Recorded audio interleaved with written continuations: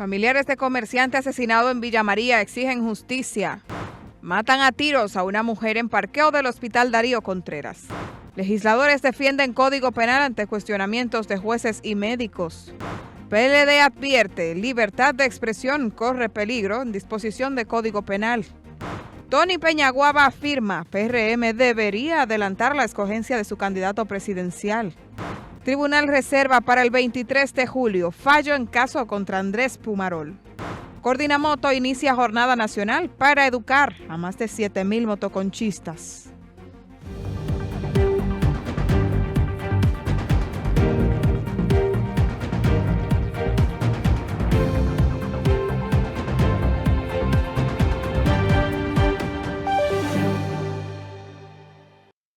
Bienvenidos a una nueva entrega de Noticias Su Mundo. Soy Aurelina Rosario, encantada de acompañarles. De inmediato pasamos con las informaciones. Familiares del señor Porfirio Fermín Peña Guzmán exigen la justicia aplicar todo el peso de la ley en contra de los responsables de quitarle la vida. Nuestra compañera Eva Santana tiene la historia de lo que se sabe hasta el momento del suceso. Los jóvenes Carlos y Víctor Jerónimo Piñeiro dejaron una familia completamente destrozada luego de que le arrebataran la vida al señor Porfirio Fermín Peña Guzmán, descrito por sus familiares como un hombre de trabajo.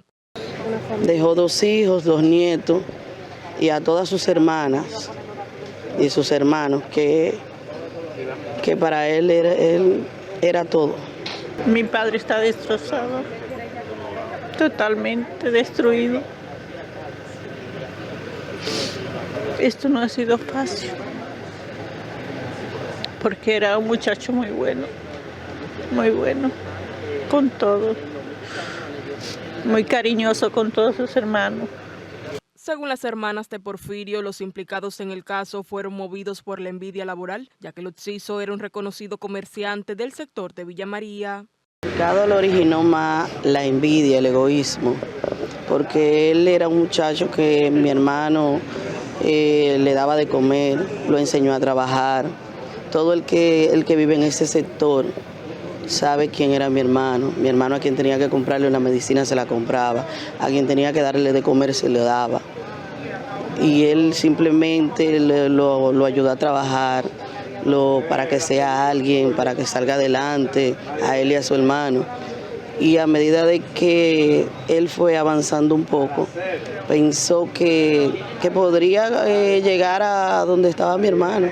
Mi hermano era refrigerador de lavadora, pero él era una persona totalmente que todo el que lo conoció, todo el que sabe por lo que nosotros estamos pasando hoy. Aunque la Policía Nacional ya apresó a Carlos Eduardo Jerónimo Piñeiro, alias Oscar, de 33 años de edad, aún permanece prófugo Víctor Jerónimo Piñeiro, conocido como Vitico. Simplemente mi cuñada pasó ayer el día entero allá, incluso la pusieron cerca del matador. Cerca del matador, entonces, ¿cómo que está trabajando esta justicia? Mi hermano era muy bueno. Y con todos ahí donde vivía, muy buena persona. Que esto no quede así, que por favor lo agarren y que cumpla y que pague lo que tenga que pagar. Solo de que este caso no se quede impune, que no sea uno de los que hoy le dan seguimiento, hoy están ahí, pero después ya nos olvidamos. Salió otro, ya se olvidó. Porque nosotros vamos a ir hasta donde tengamos que ir y vamos a ir a la última consecuencia. Vamos a llegar a donde tengamos que llegar. Será entonces mañana martes 23 de junio cuando la viuda de Peña, sus hijos, hermanas y amigos cercanos le darán el último adiós en el cementerio Cristo Redentor. Eva Santana, Noticias Su Mundo. En otro hecho, el presunto responsable de quitarle la vida a tiros a una mujer en el área del parqueo del Hospital Docente Universitario Traumatológico Dr. Darío Contreras en Santo Domingo Este fue apresado la tarde de este lunes. Más temprano, Andy de León, director del Centro de Trauma del Darío Contreras, explicó que antes del incidente la víctima conducía una jipeta y entró al parqueo del centro de salud. De León también indicó que el supuesto agresor habría perseguido a la mujer. Donde ha sido traído por familiares el presunto autor de la muerte de su compañera sentimental, que respondía al nombre de Nancy Sánchez Gálvez de Vallejo. en un ataque a tiro que ocurrió en horas de la madrugada en el también hospital Dr. Darío Contreras. Y el detenido hasta este momento ha sido identificado como Tony Vallejo Méndez, un sargento del Ejército de la República Dominicana. De acuerdo con el director del hospital, el hecho ocurrió fuera del área de emergencia cuando la víctima ingresó al estacionamiento a bordo de un vehículo. Mientras tanto, aumentan las críticas al nuevo Código Penal por parte de sectores médicos y jurídicos. Y ante esto, legisladores que respaldaron la pieza aseguran que cualquier disposición que resulte inconstitucional podría ser corregida mediante modificaciones futuras o mediante decisiones que adopte el Tribunal Constitucional. Esmirna Mateo nos cuenta más. El debate en torno al nuevo Código Penal continúa generando reacciones en distintos sectores de la sociedad. El juez de la Corte de Apelación de Santo Domingo, Alexis Gómez Geraldino, advirtió que la entrada en vigencia de la nueva legislación podría provocar un aumento en los costos de los servicios de salud debido al riesgo de demandas que enfrentarían los profesionales de la medicina. Eso significa que los médicos, ante la preocupación, las penas altas y los distintos inconvenientes, va a provocar que el médico duplique sus honorarios ante el riesgo de posiblemente ser condenado por una mala práctica médica o por una negligencia o por omisión, como dice el código. Entonces eso se va a traducir en el bolsillo del pueblo y de los ciudadanos. Lo que hay que tratar de evitar que el médico ejerza una medicina defensiva y que la ejerza por vocación, tal y como ellos pretenden. El magistrado consideró que el Tribunal Constitucional debe examinar cuidadosamente el contenido de la normativa antes de su aplicación, al entender que algunas disposiciones podrían vulnerar derechos fundamentales y afectar tanto a los ciudadanos como a diversos sectores profesionales. Bueno, ahí está el artículo 8 del Código Penal, está el artículo 12, está el artículo 354, está el artículo 112. Esos artículos son los que plantean que el médico debe ser garante y que plantean responsabilidad por omisión. También plantea la responsabilidad de la clínica o de hospitales en el caso de que un médico cometa una imprudencia o una negligencia. Frente a estos cuestionamientos, el senador por la provincia de la Altagracia, Eduardo Espíritu Santos, defendió la aprobación de la pieza y recordó que durante su conocimiento en el Congreso Nacional se advirtió que cualquier aspecto que posteriormente fuera considerado irregular o inconstitucional podría ser corregido. Esos artículos que ellos dicen que son inconstitucionales, pues se determinará y se ejecutarán. Nosotros, como hacedores de las leyes y presentadores de leyes aquí en el Senado, pues nosotros estamos sujetos a corregir cualquier cosa que sea inconstitucional. En la misma línea se expresó el diputado del Partido Revolucionario Moderno, Eugenio Cedeño, quien afirmó que el periodo de vacación legal incluido en la normativa ofrece espacio suficiente para realizar ajustes y correcciones antes de su entrada definitiva en vigor. El espacio de discusión que se abrió cuando instituimos en el Código Penal el año de vacación para aplicación de la ley da espacio a todo eso. Y es normal que se haga. Y de hecho, yo como uno de los principales redactores de ese código, alabo que sectores de la sociedad pretendan incluir ajustes y correcciones al Código Penal, porque la ley es dinámica. Sobre las críticas del Colegio Médico Dominicano, cuyo presidente ha denunciado que el gremio no fue tomado en cuenta durante la elaboración del proyecto, Cedeño respondió que el Código Penal fue discutido durante más de 2 décadas y cuestionó la ausencia del sector médico durante gran parte de ese proceso. La nueva normativa jurídica se empezará a aplicar a partir del mes de agosto, luego de que se dejara un año de vacación legal para que los actores se adaptaran al sistema. Desde el Congreso Nacional, Esmirna Mateo, Noticias Su Mundo. Mientras tanto, el Partido de la Liberación Dominicana advirtió que la libertad de expresión corre peligro en el país luego de nuevas disposiciones en el Código Penal que entrará en vigor el próximo 3 de agosto. Nuestra compañera Eva Santana trabajó el tema y nos amplía.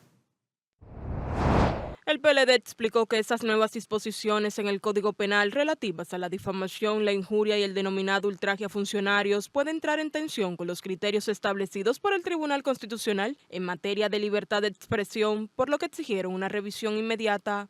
El gobierno de Luis Abinader y el PRM ha sido un gobierno de corte totalitario y dictatorial que quieren imponer ese estilo en la República Dominicana. Así es como han empezado todos los gobiernos dictatoriales.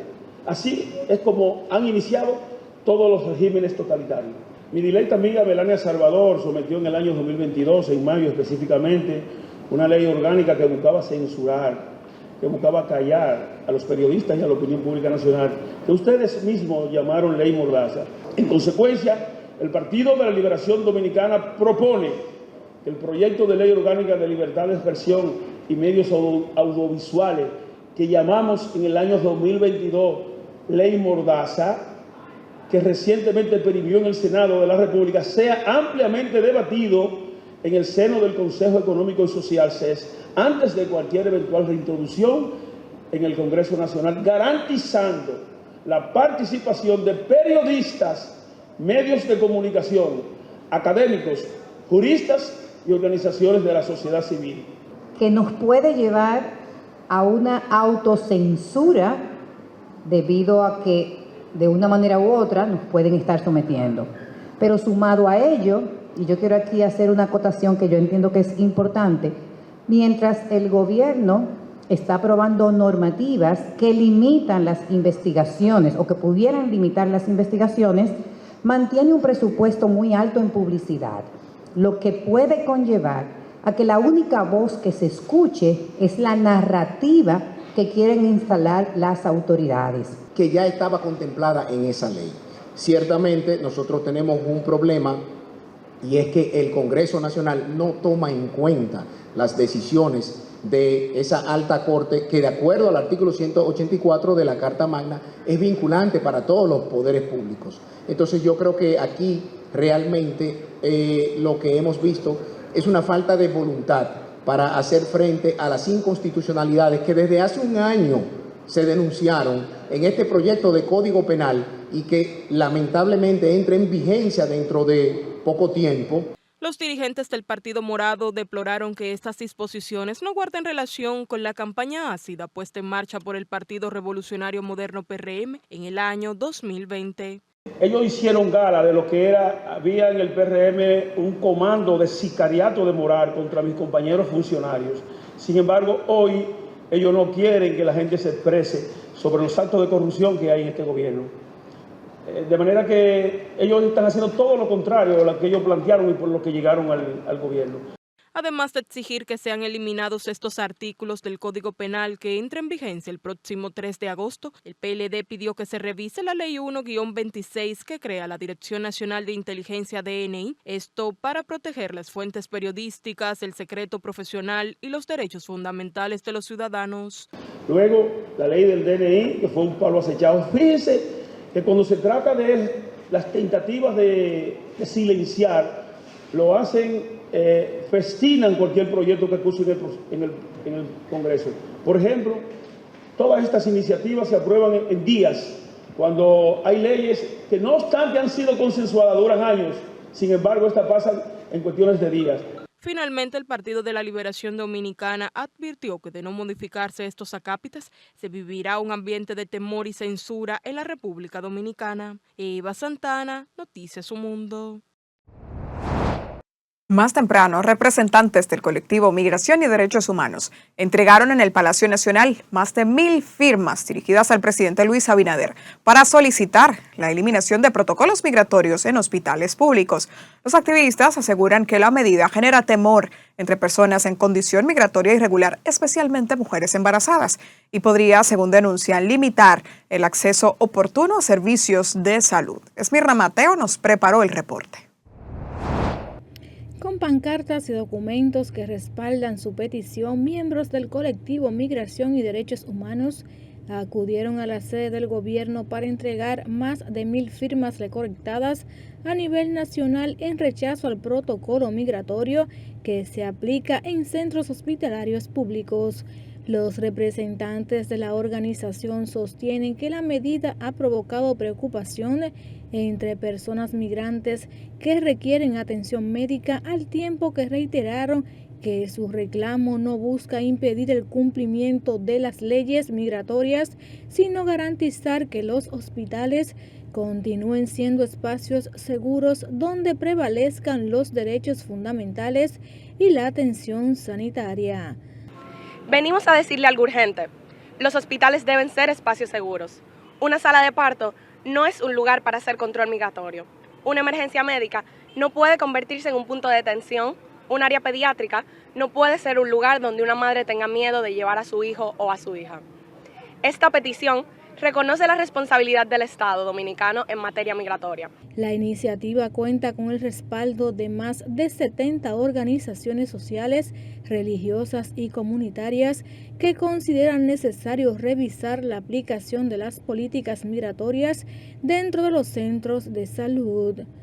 Hemos sido testigos de muchos abusos, incluso de menores de edad que han sido deportadas, dominicanas que no tenían documentos, que han sido deportadas porque son negras o porque son descendientes de haitianos.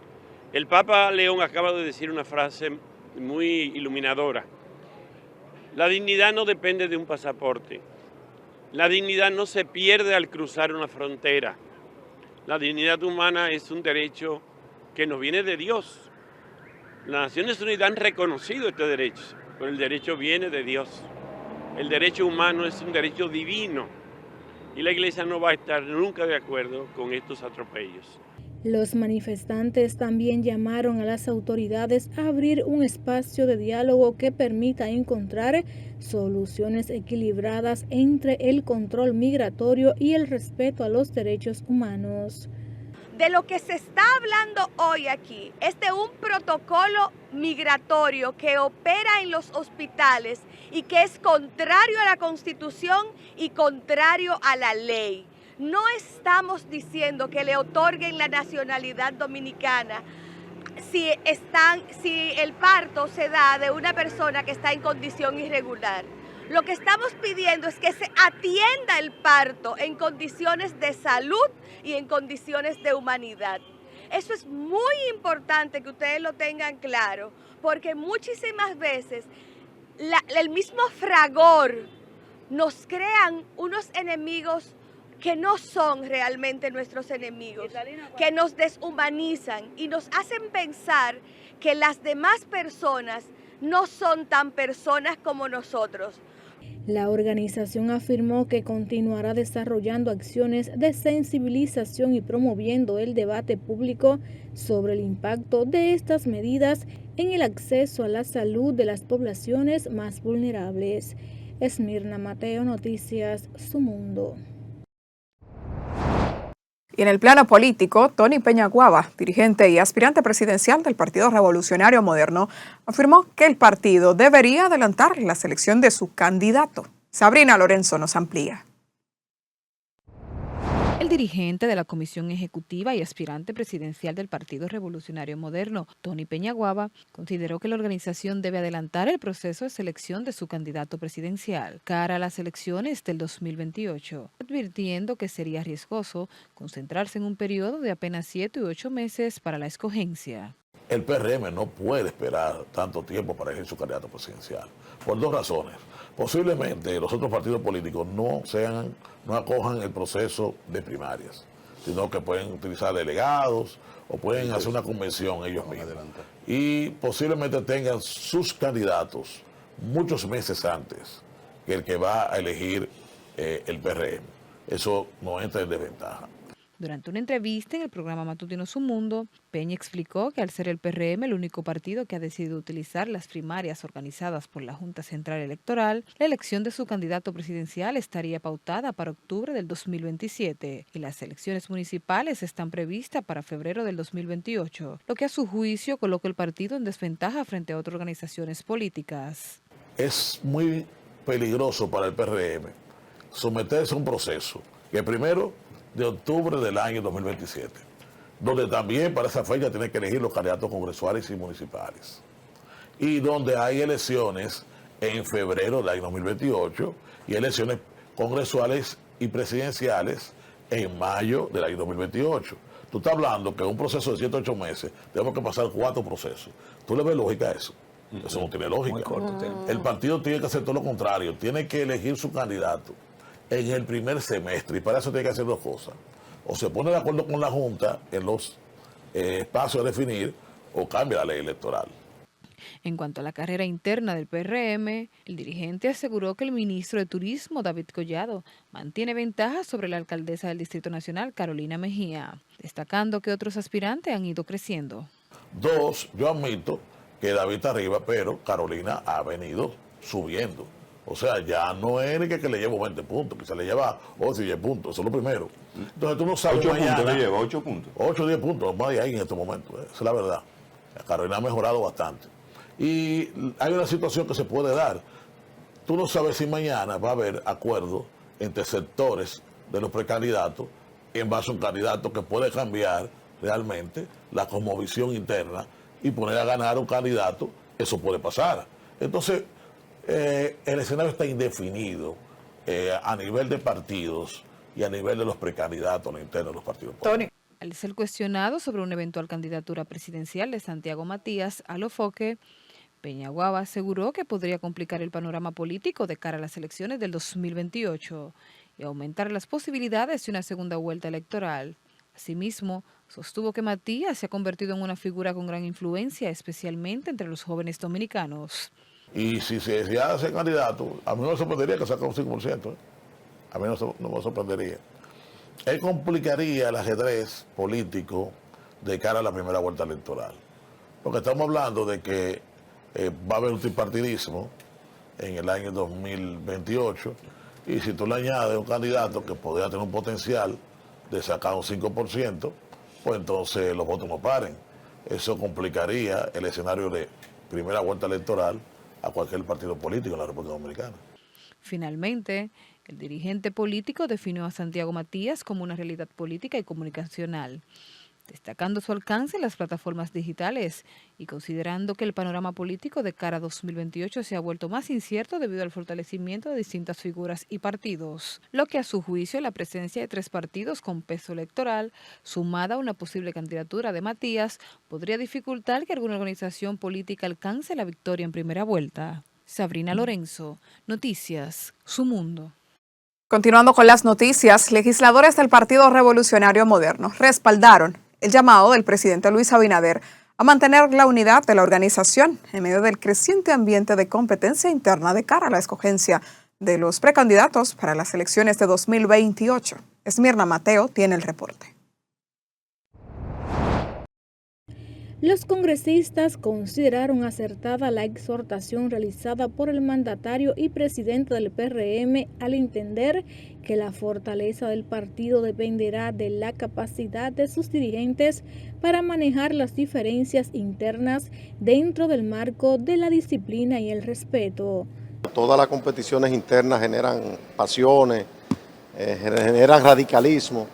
Y es oportuno que el presidente de la República haya tomado la iniciativa de hacerlo, pero para los que albergan la esperanza de una división en el PRM y se frotan la mano, están perdiendo su tiempo, nosotros nos vamos a poner de acuerdo, aquí no habrá ningún nivel de desacierto que genere una división en el partido. Pero que debe de primar la prudencia, el tacto político y más en las condiciones difíciles que está viviendo el mundo, y la República Dominicana es una expresión de lo que pasa en el mundo, y en vez de concentrarse en particularidades, hay que concentrarse primero a dejar que él haga un buen gobierno, a apoyarlo por el bienestar de todos los dominicanos y naturalmente preservar la unidad, que es uno de los factores fundamentales que va a permitir que el PRM vuelva al gobierno en el 2028. Asimismo, dirigentes oficialistas enviaron un mensaje a la oposición asegurando que el PRM llegará fortalecido a los próximos procesos electorales y que las primarias previstas para octubre del 2027 no provocarán divisiones internas. Solamente tenemos que vernos en el espejo del PRD viejo, nuestro PRD, que por intransigencia salimos del poder 10 años con Balaguer y después 8 años, 16 años con el PLD, que nos sacó fuera del poder.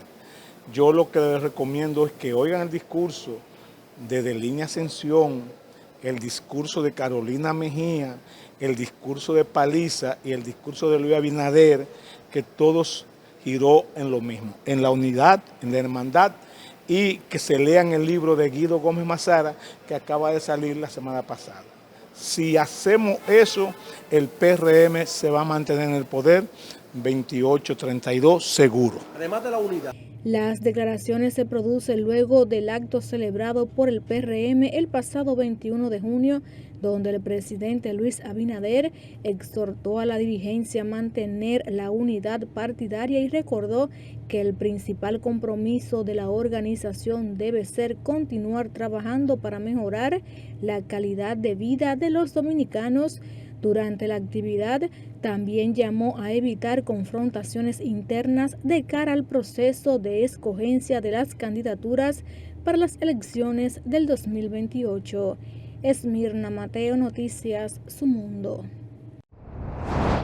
Por otro lado, el vicepresidente y coordinador político del Partido Fuerza del Pueblo, Radamés Jiménez Peña, lanzó duras críticas al gobierno del PRM al afirmar que aprobó una reforma fiscal en tiempos récord 6 días y sus únicos objetivos son golpear al pueblo y seguir pagando botellas a miles de personas que no saben dónde queda una institución pública. En el mes de mayo aumentaron la nómina pública en 3.182 millones de pesos. Necesitan dinero para seguir pagando botellas, para seguir pagando pensiones privilegiadas y para seguir haciendo nada a favor del pueblo. El dirigente político se refirió en esos términos al encabezar 2 juramentaciones de nuevos dirigentes en los municipios Santo Domingo Oeste y Santo Domingo Este. En el plano justicia, este lunes la Corte de Apelación conoció el recurso interpuesto en contra de la decisión que favoreció con un auto de no al lugar a Jean Andrés Pumarol Fernández. Eva Santana da seguimiento al caso y nos cuenta más. Luego de conocer el recurso interpuesto por la parte querellante, la Corte de Apelación del Distrito Nacional reservó el fallo contra Andrés Pumarol Fernández, acusado de causar la muerte de Yolanda Andala Bugavir y herir a otras 5 personas durante un hecho ocurrido en el residencial Naco Dorado, en el ensanche Naco. El fallo se verá dado íntegro el día 23 de julio, en el cual se va a determinar si el señor Pumarol se ratifica la decisión del Tribunal de Primer Grado, que creemos que eso no va a ocurrir, o sea, se va a revocar, pero la revocación tendrá aspectos importantes. Una, si va a ir por un procedimiento de una persona inimputable, o 2, si va a ir por un procedimiento normal a un juicio de fondo, pero de que tiene que ir a un juicio de fondo tiene que ir. Mediante la apelación, el Ministerio Público y los representantes legales de la familia de la víctima procuran que sea revocada la resolución emitida por el juez David Timeo Peguero del 7º Juzgado de Instrucción del Distrito Nacional, quien determinó que el imputado no debía ser enviado a juicio de fondo al concluir que actuó bajo un episodio psicótico. Hoy se conoció la apelación de ese auto de no al lugar contra una persona que comprobó su peligrosidad, el señor Pumarol. El señor Pumarol es peligroso. Hoy se encuentra libre, con lo cual él podría salir y otra vez acuchillar y matar personas.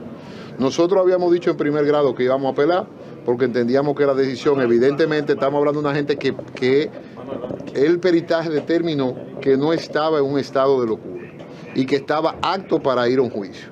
En ese sentido, hoy a la Corte de Apelación se le reiteró esa situación y quedó muy claro de que el día de los hechos, él, según su propia doctora, tenía todo su medicamento al día y se supone entonces que no podía estar pasando por un brote psicótico. ¿Cómo es posible que el señor Pumaroy hoy venga con sus médicos privados, es decir, que él puede salir mañana y no se puede detener porque él es libre, y que el Estado no tenga ningún control sobre una persona que mató a una persona de 36 puñaladas y acuchilló a 3 personas adicionales, de las cuales una vino a reclamar justicia y todavía hoy en la audiencia, cuando le dieron la palabra, no podía mover la mano porque la tiene acuchillada.